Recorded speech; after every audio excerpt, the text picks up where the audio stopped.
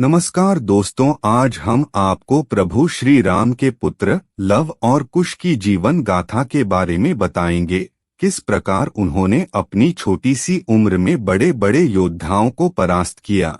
इनका वर्णन वाल्मीकि रामायण में किया गया है। तो चलिए दोस्तों, लव और कुश के जन्म की कथा प्रारंभ करते हैं।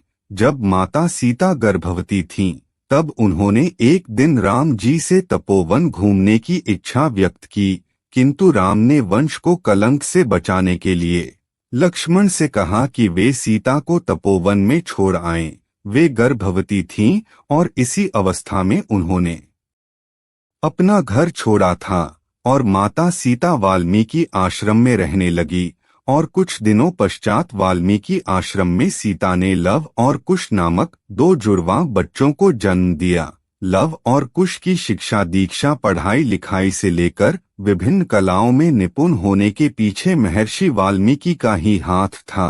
उन्होंने ही दोनों राजकुमारों को हर तरह की शिक्षा और विद्या में पारंगत किया। वाल्मीकि महर्षि ने लव और कुश को रामायण की शिक्षा भी प्रदान की। लव और कुश को बहुत समय तक यह ज्ञात नहीं था कि उनके पिता प्रभु श्री राम हैं। एक बार श्री राम ने अश्वमेध यज्ञ किया और यज्ञ का श्वेत अश्व घोड़ा छोड़ दिया। घोड़ा जहाँ जहाँ जाता था वहाँ वहाँ के राजा अयोध्या की अधीनता स्वीकार कर लेते या युद्ध करके पराजित हो जाते थे।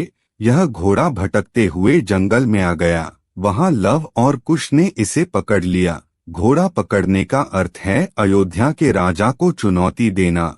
राम को जब यह पता चला कि किन्हीं दो सुकुमारों ने घोड़ा पकड़ लिया, तो पहले उन्होंने दूत भेजे।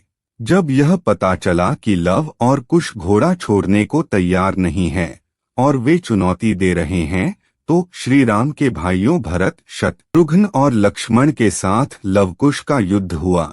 लेकिन सभी भाई पराजित होकर लौट आए। यह देखकर श्री राम को खुद ही युद्ध करने आना पड़ा, लेकिन युद्ध का कोई परिणाम नहीं निकला।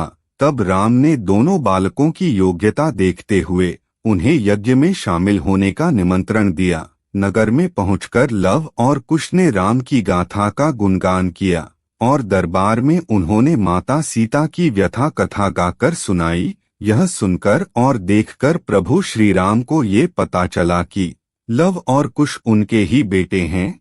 उन्हें तब बहुत दुख हुआ और वे सीता को पुनः राजमहल ले आए। जब राम ने वानप्रस्थ लेने का निश्चय कर भरत का राज्याभिषेक करना चाहा, तो भरत नहीं माने। अतः दक्षिण कोसल प्रदेश में कुश और उत्तर कोसल में लव का अभिषेक किया गया।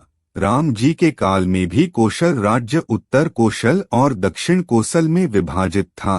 कालिदास के रघुवंश अनुसार राम ने अपने पुत्र लव को शरावती का और कुश को कुशावती का राज्य दिया था। दोस्तों, आपको यह लव और कुश की जीवन गाथा कैसी लगी? कमेंट बॉक्स में जय श्री राम अवश्य लिखिएगा।